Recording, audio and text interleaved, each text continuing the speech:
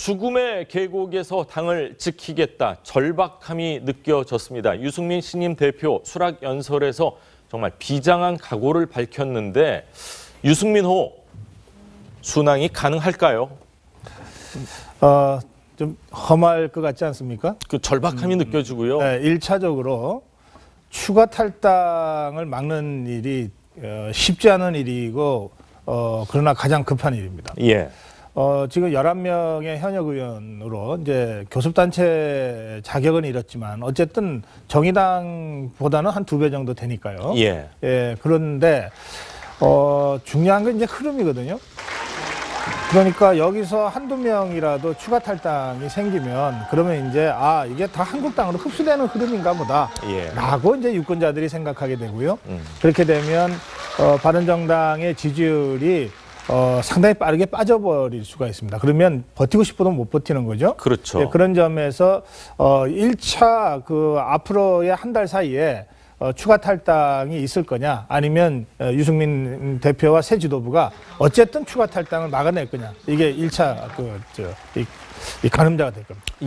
예, 소장님. 고성국 박사님께서 아주 좋은 지적을 하셨습니다. 지금 당장 급한 것은 추가 탈당을 어떻게든지 막는 그렇죠. 이것 자체가 아주 중요한 지금 현안이 돼버렸고요.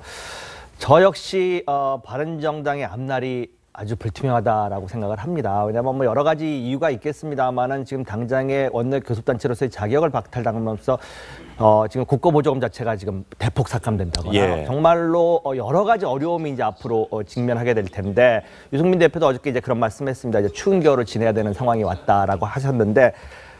당이라고 하는 것이 이제 많은 시청자분들이나 유권자들이 잘 모르는 게 뭐냐면은 국회의원급들 내지는 그 정도만 이렇게 보는데 사실은 당이 정확하게 건전하게 제대로 발전하기 위해서는 하부 조직 내지는 지역에 있는 유권자들 활동가들하고 같이 움직여야 되는데 당원들 말씀하시는 당원들이죠. 거죠? 예. 그런데 지금 바른정당 같은 경우에는 그 부분이 어떻게 보면 기초가 좀 튼튼하지 못한 상황이기 때문에 앞으로 있을 지방선거나 이런 데서 어떤 유의미한 결과를 내는 것이 쉽지 않은 상황이고 거기서 만약에 뭐 가시적인 어떤 효과가 나지 못했을 때 당의 존립 자체도 흔들릴 수 있는 그런 상황이 아마 전개되지 않을까라는 예상을 해봅니다. 당이라는 건 사실 선거가 있기 때문에 존재하는 건데 내년에 있을 지방선거 6.13 지방선거에 올인하는 모양새인데 국회의원뿐만 아니라 원외 위원장 또 기초 광역 의원들까지 많이 탈당을 했기 때문에 내년 6월 13일에 있을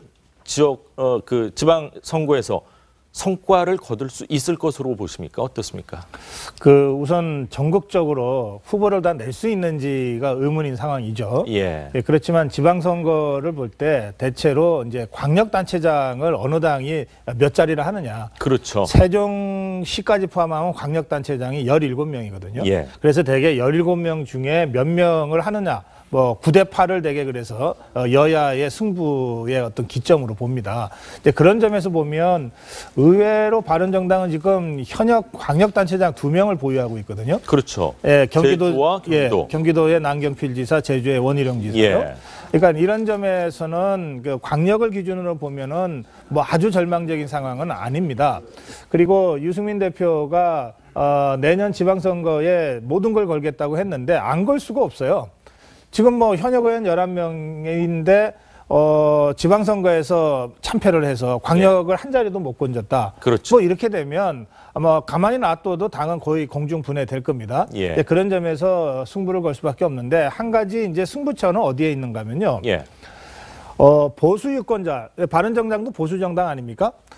그런데 보수 유권자들이 다 그냥 TK만 있는 것이 아니고 혁신 보수 또는 합리적 보수, 좀 중도 보수로 가야 된다고 생각하는 보수 유권자들도 굉장히 많습니다.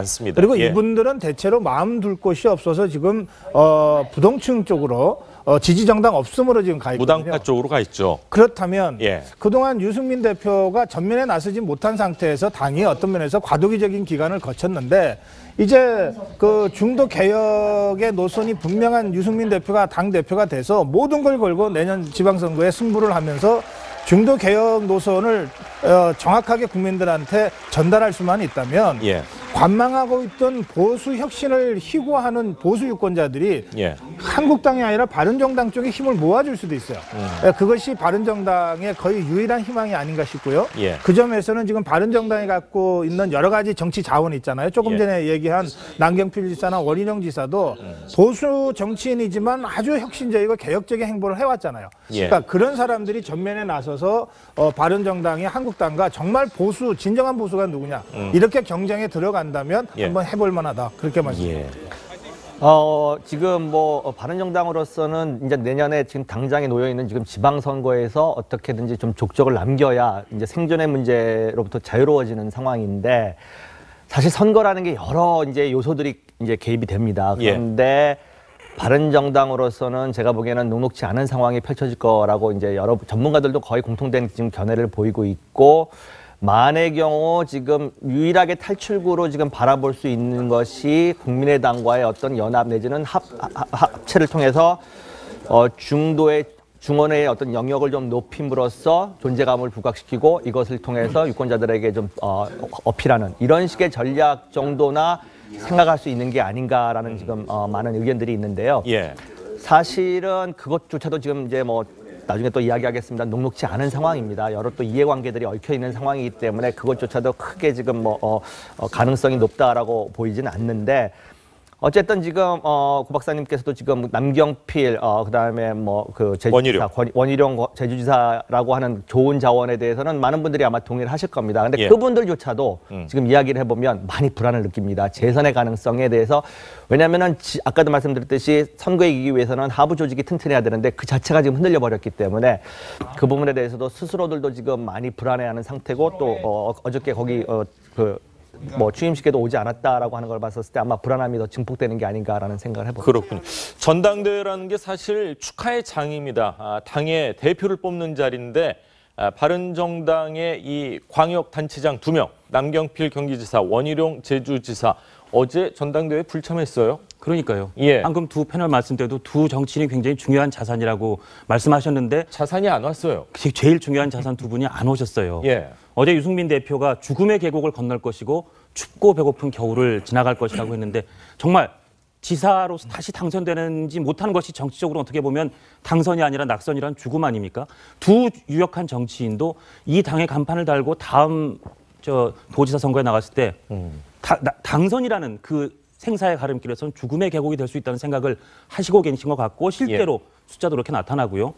정당 보조금도 당장 국회의원이 반으로 줄어서 14억에서 6억으로 분기별 그 보조금도 줄 정도로 춥고 배고픈 그런 겨울과 계곡을 지나가고 있는 상황입니다.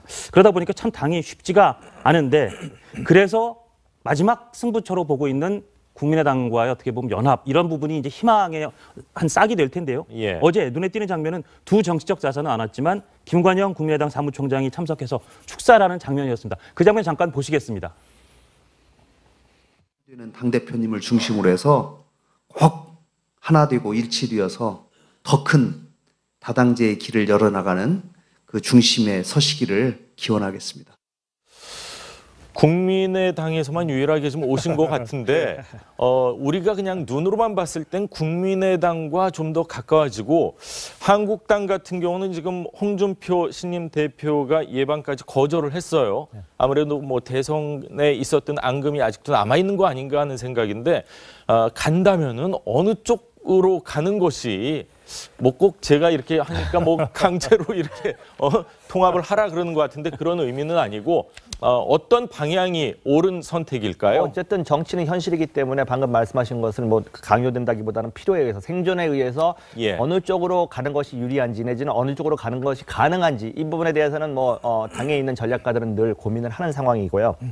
어저께 일단 유승민 대표는 모든 걸 다 가능성을 열어놓겠다라는 말은 했습니다. 근데 다만 무게중심은 지금 제가 느끼기에는 아마 국민의당 쪽과 조금 더 집중하지 않겠느냐. 또 오늘인가요? 안철수 대표하고 이제 아마 만나는 걸로 알고 있는데 근데 지금 바른정당의 입장이 중요한 것이 아니라 상대당의 어떻게 보면은 정적으로 놓여 있는 상황이 지금 더 통합이나 어떤 연대 의 장애물이 될 수 있다는 거죠. 국민의당은 국민의당대로 바른정당과의 어떤 통합이나 연대를 정책 연대를 했었을 때 이제 계산을 합니다. 표 계산을 하겠죠. 얻을 것이 있는가 하면 잃을 것이 있다. 근데 사실은 국민의당 내부에서는 지금 제가 적어도 느끼기에는 반대 기류가 좀 더 높습니다. 왜냐하면 호남을 중심으로 한 분들이 많이 계시는데 이랬을 경우에 정말 자기 터전마저도 잃어버리는 위기 상황이 올 게 아닌가라는 우려들이 지금 국민의당 내부에서 있고 아마 대표적인 분이 아마 박지원 전 대표가 되겠죠.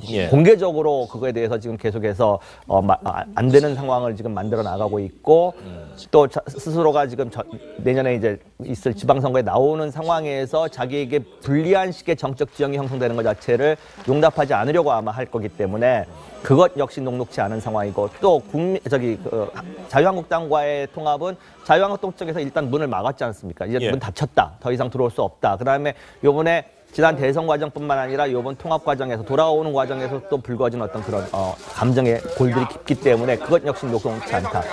정말로 앞으로 바른정당은 조금 험난한 길이 예상되고 있는 상황입니다. 근데 뭐 문을 닫았다 그랬는데요.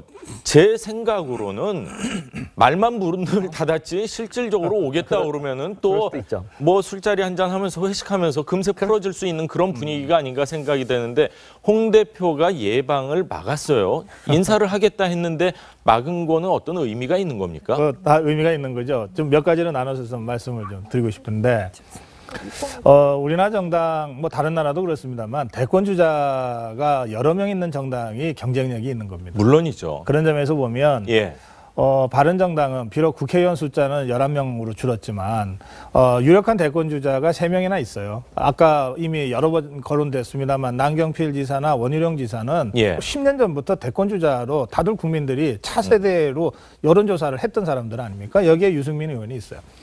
상대적으로 뭐 의석수는 뭐 지금 뭐 110석을 넘지만 한국당에 그렇게 대중적으로 국민적으로 지지도가 높고 인지도가 높은 대권 주자는 홍준표 대표 말고는 거의 없습니다. 그러니까 국회의원 숫자만 볼 게 아니라 그런 점들까지를 보면서 양당이 앞으로 어떻게 행보할 것인가를 봐야 되고요. 제가 지금 대권 주자 이미 뭐 몇 년 전부터 대권 주자로 거론됐던 사람으로 제가 남경필, 원희룡 두 사람을 얘기했잖아요. 객관적으로 그렇다는 거예요. 그렇다면 이 사람들은요. 당장 내년에 경기지사나 제주지사 재선하는 것이 물론 현안이고 중요한 문제겠지만 안 된다고 해서 대권 주자의 길이 막히는 건 아닙니다. 그러니까는 원희룡의 정치, 남경필의 정치는 내년 지방선거 결과와 상관없이 계속 있다는 거예요. 그런 점들이 그 국민들이 바라볼 때 당이나 정치 지도자들을 바라볼 때 선택하는 굉장히 중요한 요소다. 이런 점을 좀 같이 봤으면 좋겠고요. 지금 그 한국당이 문을 닫았기 때문에 바른정당이 지금 뭐 문 좀 열어주세요라고 두드릴 그런 상황은 아니에요. 오히려 국민의당은 선거연대, 그러니까 통합은 일단 다음으로 좀 밀어놓고 선거연대 쪽으로 방향을 튼 지가 꽤 됐지 않습니까? 그리고 선거연대에 대해서는 지금 유승민 체제도 굉장히 적극적으로 지금 임하겠다는 거거든요. 그래서 저는 국민의당과 바른정당 간의 선거연대는 조만간 그 논의를 하기 위한 테이블이 가동될 가능성이 있다고 생각합니다. 이렇게 되면 오히려 의원 숫자는 늘렸지만 야권에서 한국당이 오히려 배제될 수도 있습니다. 그런 점들 때문에 저는 한국당도 문은 닫았지만 선거연대에 관해서는 열 수밖에 없을 거다. 예를 들어서 민주당 후보 내고 바른정당과 국민의당이 연대해서 한 명의 후보를 내고 한국당이 후보를 낸다 치자고요. 3파전이 됐다. 그러면 한국당이 17개 광역 중에서 몇 개나 승리를 장담할 수 있겠습니까? 그런 점에서 저는 야권 간의 후보 연대는 시간의 문제지 한국당도 응하지 않을 수 없다 이렇게 생각하거든요. 그렇게 되면 선거 지형은 지금 우리가 생각하는 거와는 완전히 달라지는 겁니다. 그러니까 그런 의미에서 정치는 정말 생물인 거죠. 그런 가능성들을 다 열어놓고 지금 바른정당을 볼 필요가 있습니다. 고 박사님께서 이 국민의당에 대한 애정이 많으신 듯한 그런 느낌을 받았는데 자, 유승민 대표가 12월 중순까지 어떤 결정을 내리겠다. 12월 중순이라고 못 박은 건 내년 지방선거 때문에 그런 건가요? 어떻게 보십니까? 그렇죠. 현실적으로 대체로 뭐 공천을 하고 그렇죠? 그러려면 이제 경험이 있으시니까 6월에 선거를 하면 아무리 늦어도 3월 말 정도에는 공천을 확정 지어줘야 맞습니다. 되거든요. 그래야 후보들이 최소한의 선거 운동을 할 거 아닙니까? 그러면 당이 후보를 각자 낸 다음에 이걸 단일화하려고 그러면 정말 힘듭니다. 누군가 후보로 공천을 받았다가 포기시켜야 되니까요. 그래서 각 당이 후보를 선정하기 전에 후보 단일화 논의를 하는 것이 훨씬 더 쉽죠. 그렇게 소급을 해서 보자면 12월 정도에는 우리가 단일화 후보를 냅시다라고 하는 데는 합의가 있어야 돼요. 그렇게 해서 국민의당, 바른정당, 뭐 한국당까지 포함해서 만약에 야권 단일 후보를 내자 그러면 1월, 2월에 단일 후보를 위한 여러 가지 회의와 뭐 공동의 여론조사나 이런 것들을 해야 되기 때문에 대개 12월 정도를 뭐 꼭 유승민 대표만 아니더라 안철수, 홍준표 대표 모두 시점은 그 정도로 생각할 겁니다. 자, 연일 계속되고 있는 적폐청산 이야기를 좀 하도록 하겠습니다. 검찰 수사가 이명박 전 대통령으로 향하면서 정치권 공방도 점점 뜨거워지고 있어요. 뜨거워지고 있고요. 또 지금 나왔던 저희 이 논쟁, 토론과 맞물려 있는 그런 새로운 전선이 형성되고 있습니다. 뭐냐면 MB, 이명박 전 대통령 사실상 결사항전을 선언한 셈인데 그러다 보니까 아주 거칠게 말하면 국민의당의 원래는 안철수 진영과 이쪽 바른정당의 유승민 진영이 이렇게 잘 융화가 되느냐 이게 지금 굉장히 중요한 승부처인데 두 진영 사이에 약간의 간극이 벌어질 수밖에 없는 상황이 생기는 겁니다. 왜냐하면 안철수 대표는 기억하시겠지만 지난 대선 때 MB 아바타라는 그런 낙인 때문에 굉장히 고생했었기 때문에 MB와 친하다는 그런 이미지에 굉장히 아주 알레르기가 반응을 보일 수밖에 없는데 아시다시피 바른정당의 상당수 의원들은 MB와 어느 정도 관계가 있고 심지어 이명박 전 대통령이 뭐 정병국 의원과 조혜진 전 의원을 불러다가 지금은 자유한국당으로 합치는 게 좋겠다는 얘기를 한 것으로 전해지고 조혜진 전 의원은 심지어 실제로 유승민 대표와 친하다고 알려져 있지만 뭐 자유한국당 갔고 이런 간극이 벌어지고 있는 새로운 전선이 이명박 전 대통령 적폐수사 때문에 생기고 있는데 지금 저희가 정리한 발언 들어보시면 전선이 조금 바뀌겠구나 느껴지실 것 같습니다. 한번 들어보시겠습니다. 적폐청산을 정치보복이라거나 감정풀이 등으로 표현하며 공개 비난했습니다. 군을 또 군의 정보기관을 사조직은한 권력의 하수인 흥신소 취급한 장 본인이 하실 말씀은 아닌 것으로 보입니다. 이명박 전 대통령의 기자회견 기사를 보고 부끄러움을 모른다는 생각이 들었습니다. 그의 측근들은 품격을 생각해 달라고 했다니 적반하장이 아닐 수 없습니다. 검찰과 국정원이 이런 망나니 칼춤에 동원되는 기관이라면 이것은 정권의 충견에 불과하지 우리 보수 우파 세력들은 하나가 되어서 이러한 정치 보복에만 혈안이 된 망나니 칼춤을 막아야 할 것입니다. 가장 특징이라고 하면 안철수 대표의 이야기인 것 같습니다. 적반하장이다, 부끄러움을 모른다 이렇게 안철수 대표가 일침을 가했는데 불과 열흘 전만 해도 전 정권 수사에 대해서 지나친 보복이다. 이러려고 정권을 잡았냐.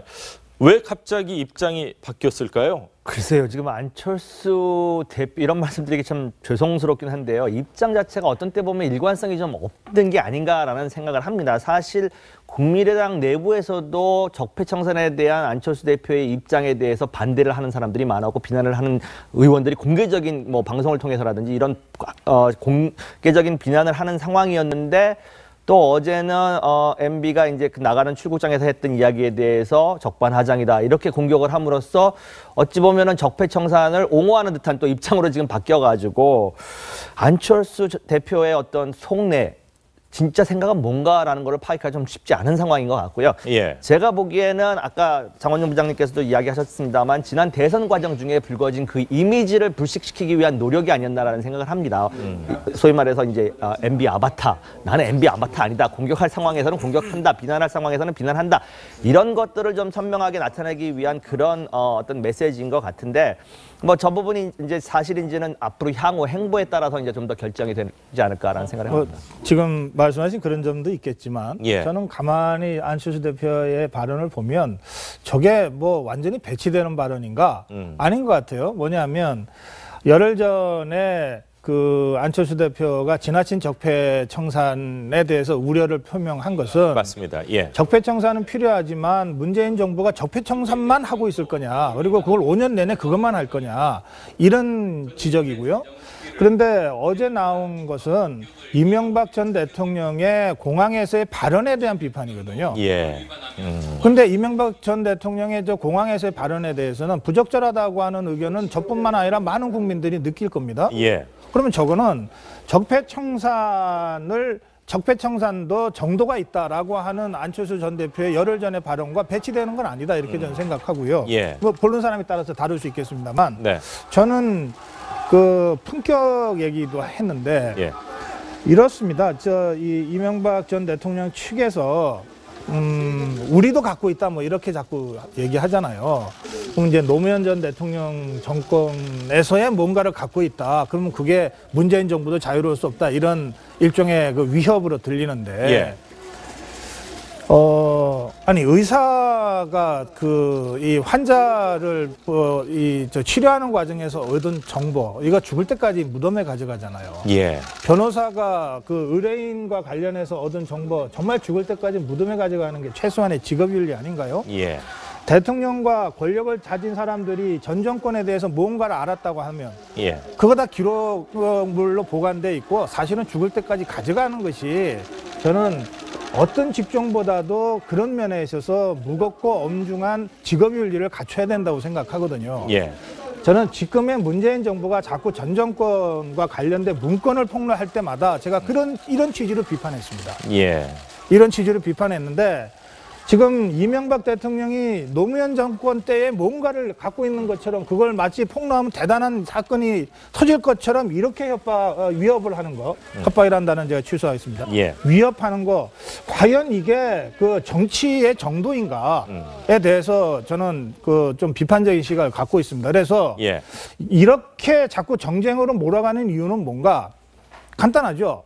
이명박 대통령 쪽에서는 이걸 사법적인 문제가 아니라 정쟁의 문제로 끌고 가면 자기들도 뭔가 할 말이 있다, 버틸 수 있다 이런 것 같아요. 정계 개편의 포석도 좀 깔고 있는 그렇죠. 건가요? 그리고 한국당을 자기 편으로 만들고 또 바른정당까지도 자기들을 외면할 수 없게 만들어서 그렇게 되면은 뭐 1대1로 한번 붙어볼 수 있다. 이런 정치적 계산을 하는 것 같은데 저는 이런 정치적 계산을 국민들이 용납하지 않을 것이다. 예. 저는 그렇게 생각합니다. 자, 많은 부분 공감이 가는 것 같습니다. 자.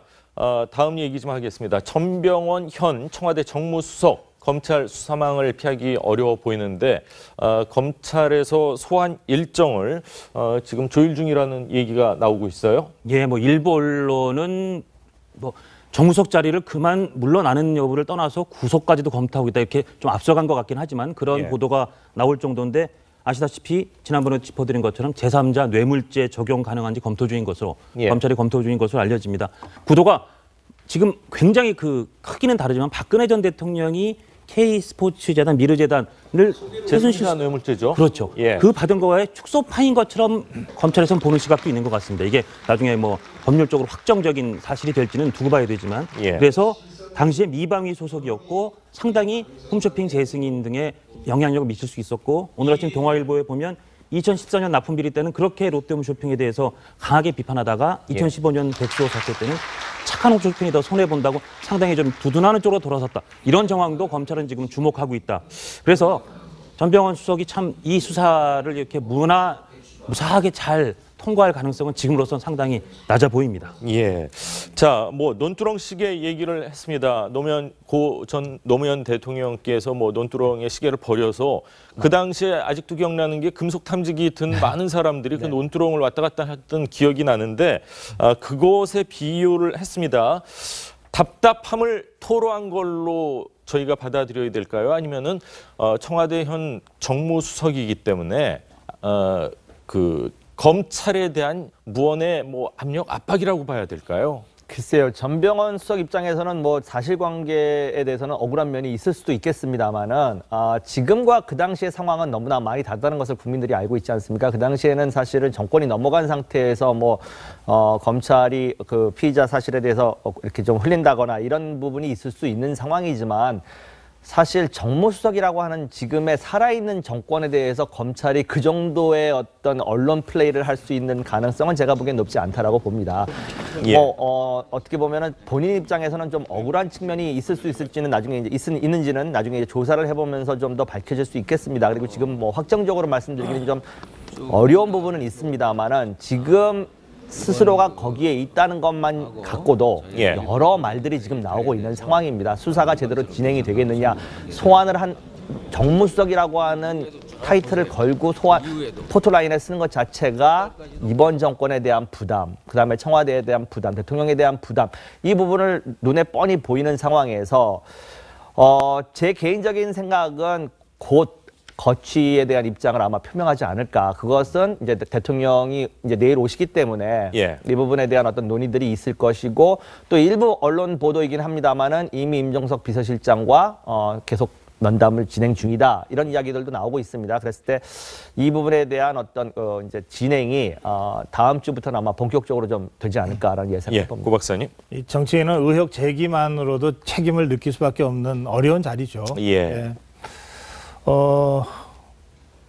논두렁식의, 그러니까 노무현 전 대통령과 자신의 처지를 비교해서 얘기한 것은 노무현 전 대통령을 지금도 사랑하고 존경하는 많은 분들한테 아마 불쾌하게 들렸을 가능성이 있습니다. 그 점에서 적절한 비유가 아니었던 것 같습니다. 그리고 뭐 이지수 소장 말씀대로 저도 어제 그제 계속 이 상황을 보면서 스스로 수석직을 빨리 사퇴해야 된다, 이런 사의 표명을 해야 된다고 제가 말씀드렸는데, 다만 한 가지 마음에 걸리는 건요. 지금 청와대 쪽에서 나오는 얘기가 임종석 실장이 뭔가를 결정할 것처럼 얘기하잖아요. 그래서는 안 됩니다. 비서관은 대통령의 비서, 대통령이 선택한 사람이고, 따라서 최종적으로 조금 물러나 달라고 하는 것도 아무리 어렵다 하더라도 대통령이 직접 얘기해 줘야 됩니다. 맞습니다. 그것을 비서실장이 기술적으로 완충해 줄 수는 있지만 지금 상황이 그렇게 녹록지 않습니다. 그래서 저는 문재인 대통령이 이 정무수석에 대한 거취 문제를 직접 결정하고 본인한테 직접 설명하고, 그리고 국민들한테도 사실은 직접 설명할 필요가 있다고 저는 생각합니다. 그렇군요. 자, 이번 정권뿐만 아니라 전 정권의 정무수석들의 잔혹사도 계속되고 있는데, 과연 수사나 어떤 방향으로 흘지 계속해서 지켜보도록 하겠습니다. 정치권 이야기 오늘 여기까지 듣겠습니다. 감사합니다. 원희룡 제주지사라고 하는 좋은 자원에 대해서는 많은 분들이 아마 동의를 하실 겁니다. 근데 그분들조차도 지금 이야기를 해보면 많이 불안을 느낍니다. 재선의 가능성에 대해서. 왜냐하면 아까도 말씀드렸듯이 선거에 이기기 위해서는 하부 조직이 튼튼해야 되는데 그 자체가 지금 흔들려 버렸기 때문에 그 부분에 대해서도 스스로들도 지금 많이 불안해하는 상태고, 또 어저께 거기 취임식에도 오지 않았다라고 하는 걸 봤었을 때 아마 불안함이 더 증폭되는 게 아닌가라는 생각을 해봅니다. 그렇군요. 전당대회라는 게 사실 축하의 장입니다. 당의 대표를 뽑는 자리인데, 바른정당의 이 광역단체장 2명, 남경필 경기지사, 원희룡 제주지사, 어제 전당대회에 불참했어요. 그러니까요. 방금 두 패널 말씀 때도 두 정치인이 굉장히 중요한 자산이라고 말씀하셨는데, 자산이 안 왔어요. 제일 중요한 자산 두 분이 안 오셨어요. 어제 유승민 대표가 죽음의 계곡을 건널 것이고 춥고 배고픈 겨울을 지나갈 것이라고 했는데, 정말 지사로 다시 당선되는지 못하는 것이 정치적으로 어떻게 보면 당선이 아니라 낙선이란 죽음 아닙니까? 두 유력한 정치인도 이 당의 간판을 달고 다음 도지사 선거에 나갔을 때 당선이라는 그 생사의 가름길에서는 죽음의 계곡이 될 수 있다는 생각을 하시고 계신 것 같고, 실제로 숫자도 그렇게 나타나고요. 정당 보조금도 당장 국회의원이 반으로 줄어서 14억에서 6억으로 분기별 그 보조금도 줄 정도로 춥고 배고픈 그런 겨울과 계곡을 지나가고 있는 상황입니다. 그러다 보니까 참 당이 쉽지가 않은데, 그래서 마지막 승부처로 보고 있는 국민의당과의 어떻게 보면 연합, 이런 부분이 이제 희망의 한 싹이 될 텐데요. 어제 눈에 띄는 장면은 두 정치적 자산은 안 왔지만 김관영 국민의당 사무총장이 참석해서 축사라는 장면이었습니다. 그 장면 잠깐 보시겠습니다. 당대표님을 중심으로 해서 꼭 하나 되고 일치되어서 더 큰 다당제의 길을 열어나가는 그 중심에 서시기를 기원하겠습니다. 국민의당에서만 유일하게 좀 오신 것 같은데, 우리가 그냥 눈으로만 봤을 땐 국민의당과 좀 더 가까워지고, 한국당 같은 경우는 지금 홍준표 신임 대표가 죽음의 계곡에서 당을 지키겠다, 절박함이 느껴졌습니다. 유승민 신임 대표 수락 연설에서 정말 비장한 각오를 밝혔는데, 유승민호 순항이 가능할까요? 좀 험할 것 같지 않습니까? 그 절박함이 느껴지고요. 네, 1차적으로 추가 탈당을 막는 일이 쉽지 않은 일이고 그러나 가장 급한 일입니다. 예. 지금 11명의 현역 의원으로 이제 교섭단체 자격은 잃었지만 어쨌든 정의당보다는 한 2배 정도 되니까요. 예. 예, 그런데 중요한 건 이제 흐름이거든요. 그러니까 여기서 한두 명이라도 추가 탈당이 생기면 그러면 이제 이게 다 한국당으로 흡수되는 흐름인가 보다 예. 라고 이제 유권자들이 생각하게 되고요. 그렇게 되면 바른정당의 지지율이 상당히 빠르게 빠져버릴 수가 있습니다. 그러면 버티고 싶어도 못 버티는 거죠. 그렇죠. 예, 그런 점에서 1차 앞으로의 한 달 사이에 추가 탈당이 있을 거냐 아니면 유승민 대표와 새 지도부가 어쨌든 추가 탈당을 막아낼 거냐 이게 1차 이 가늠자가 될 겁니다. 예. 예, 소장님. 고성목 박사님께서 아주 좋은 지적을 하셨습니다. 지금 당장 급한 것은 추가 탈당을 어떻게든지 막는 그렇죠. 이것 자체가 아주 중요한 지금 현안이 돼버렸고요. 저 역시 바른정당의 앞날이 아주 불투명하다라고 생각을 합니다. 왜냐하면 뭐 여러 가지 이유가 있겠습니다만은 지금 당장의 원내 교섭단체로서의 자격을 박탈당하면서 지금 국고보조금 자체가 지금 대폭 삭감된다거나 예. 정말로 여러 가지 어려움이 이제 앞으로 직면하게 될 텐데 유승민 대표도 어저께 이제 그런 말씀했습니다. 이제 추운 겨울을 지내야 되는 상황이 왔다라고 하셨는데.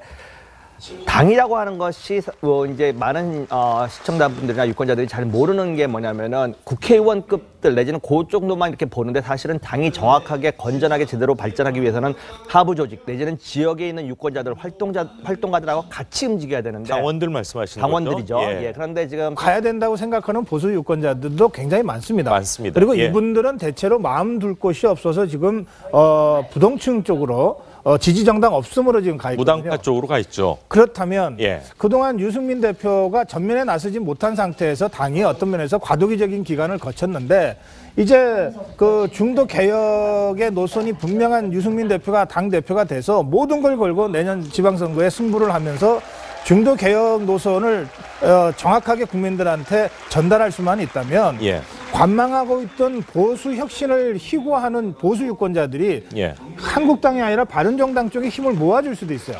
그것이 바른정당의 거의 유일한 희망이 아닌가 싶고요. 예. 그 점에서는 지금 바른정당이 갖고 있는 여러 가지 정치 자원이 있잖아요. 조금 전에 얘기한 남경필 지사나 원희룡 지사도 보수 정치인이지만 아주 혁신적이고 개혁적인 행보를 해왔잖아요. 예. 그러니까 그런 사람들이 전면에 나서서 바른정당이 한국당과 정말 보수, 진정한 보수가 누구냐 이렇게 경쟁에 들어간다면 예. 한번 해볼 만하다. 그렇게 말씀드립니다. 예.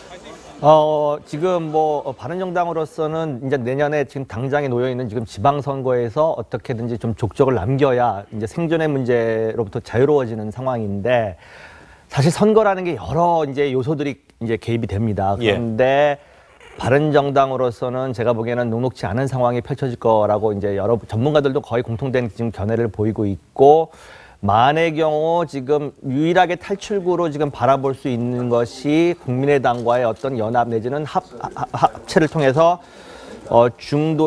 중원의 어떤 영역을 좀 높임으로써 존재감을 부각시키고 이것을 통해서 유권자들에게 좀 어필하는 이런 식의 전략 정도나 생각할 수 있는 게 아닌가라는 지금 많은 의견들이 있는데요. 예. 사실은 그것조차도 지금 이제 나중에 또 이야기하겠습니다. 녹록지 않은 상황입니다. 여러 또 이해관계들이 얽혀 있는 상황이기 때문에 그것조차도 크게 지금 가능성이 높다라고 보이지는 않는데 어쨌든 지금 고 박사님께서도 지금 남경필 그다음에 원희룡까지 거절을 했어요. 아무래도 대선에 있었던 앙금이 아직도 남아 있는 거 아닌가 하는 생각인데 간다면은 어느 쪽으로 가는 것이 꼭 제가 이렇게 하니까 강제로 이렇게 통합을 하라 그러는 것 같은데 그런 의미는 아니고 어떤 방향이 옳은 선택일까요? 어쨌든 정치는 현실이기 때문에 방금 말씀하신 것은 강요된다기보다는 필요에 의해서 생존에 의해서 어느 쪽으로 가는 것이 유리한지 내지는 어느 쪽으로 가는 것이 가능한지 이 부분에 대해서는 당에 있는 전략가들은 늘 고민을 하는 상황이고요.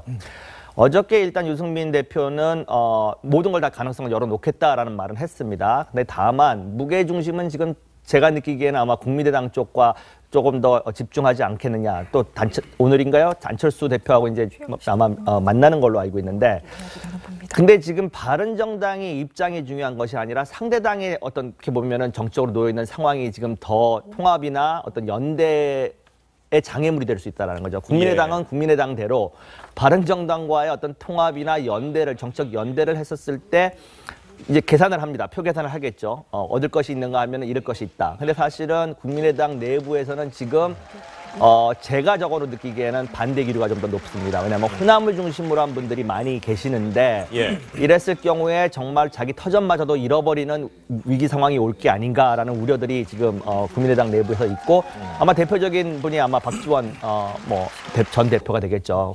공개적으로 그거에 대해서 지금 계속해서 안 되는 상황을 지금 만들어 나가고 있고 또 스스로가 지금 내년에 이제 있을 지방선거에 나오는 상황에서 자기에게 불리한 식의 정적 지형이 형성되는 것 자체를 용납하지 않으려고 아마 할 거기 때문에 그것 역시 녹록지 않은 상황이고 또 자유한국당과의 통합은 자유한국당 쪽에서 일단 문을 막았지 않습니까? 이제 문 닫혔다. 더 이상 들어올 수 없다. 그다음에 이번에 지난 대선 과정뿐만 아니라 이번 통합 과정에서 돌아오는 과정에서 또 불거진 어떤 그런 감정의 골들이 깊기 때문에 그것 역시 녹록지 않다.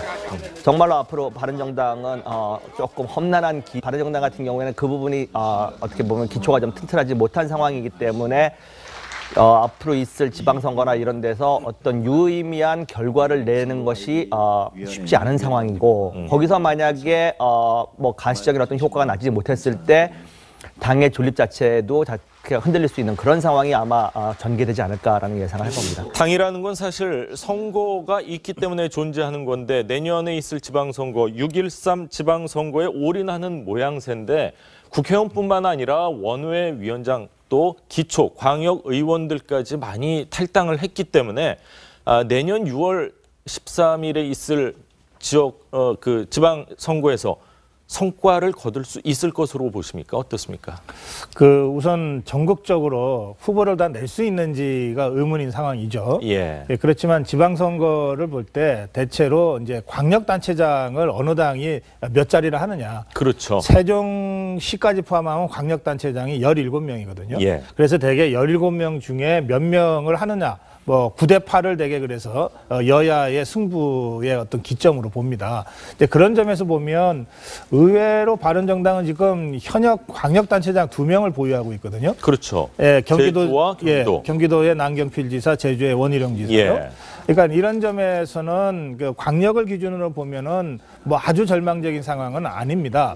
그리고 유승민 대표가 내년 지방선거에 모든 걸 걸겠다고 했는데 안 걸 수가 없어요. 지금 현역 의원 11명인데 지방선거에서 참패를 해서 광역을 한 자리도 못 건졌다. 그렇죠. 이렇게 되면 아마 가만히 놔둬도 당은 거의 공중분해될 겁니다. 그런 점에서 승부를 걸 수밖에 없는데 한 가지 이제 승부처는 어디에 있는가 하면요. 보수 유권자, 바른정당도 보수 정당 아닙니까? 그런데 보수 유권자들이 다 그냥 TK만 있는 것이 아니고 혁신 보수 또는 합리적 보수, 좀 중도 보수로